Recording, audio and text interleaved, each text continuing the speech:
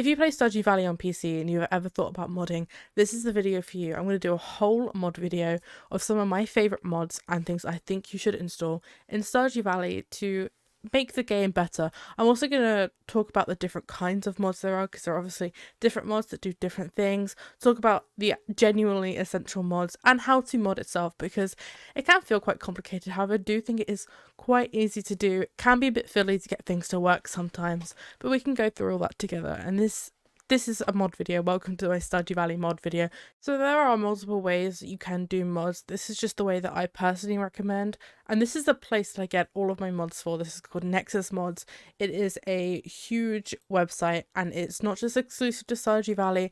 There are hundreds and thousands of games. Well, there's actually nearly 2,000 games that you can mod for on this website. For example, Skyrim and Dragon Age, Stardew obviously, and so many more. So if you come onto this website, you'll log in, you can click on Stardew Valley, and then you can just scroll. It gives you mods that are new today, mods that are new for the week, mods that have been popular this month, the mods that are popular all the time. You can literally just get random. I have done this so many times because I think it's so funny to see some of the mods that are out there and other things like that. So this is where I recommend getting all of your mods for. It's called Nexus Mods. Again, I will link this. I'm going to do a whole links thing in the description, so I will link that in there. So I've just clicked on a random mod just to show you the next thing I want to explain, and that's actually how you download your mod, because there are two main methods for this. As you can see where it says download, you can do it through Vortex or you can do it manually. I personally recommend Vortex because I think it is the most efficient and easy way to sort out and store and download your mods.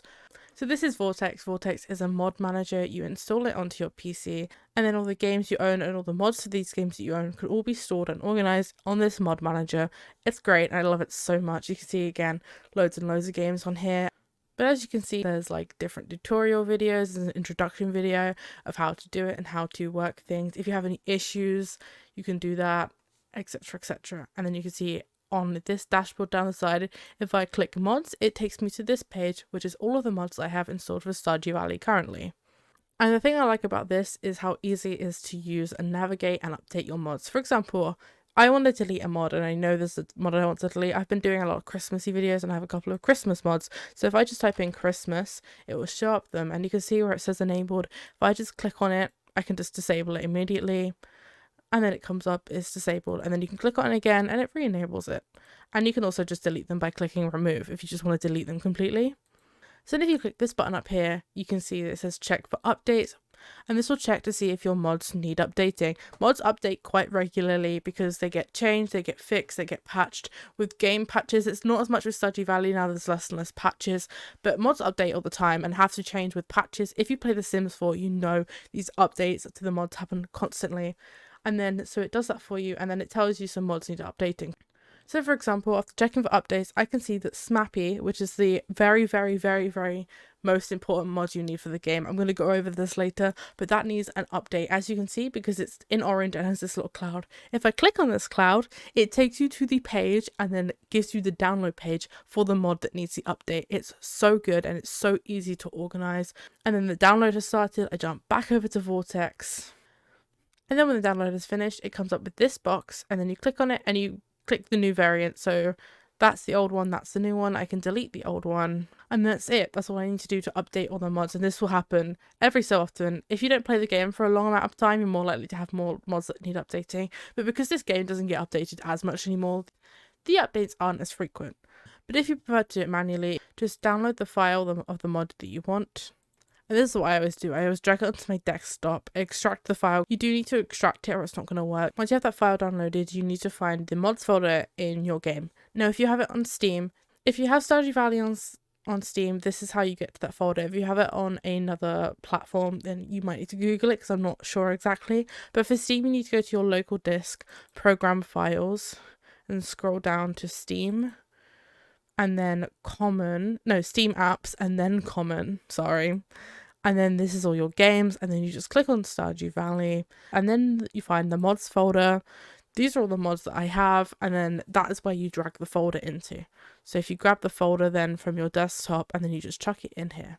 and then you repeat for all the mods you want to download. Speaking of mods, this is Smappy. This is the most essential. You basically have to have this mod for if you want to download any other mod in Stardew Valley, because this allows you to mod the game. Without it, you can't use mods. Basically, you have to download it.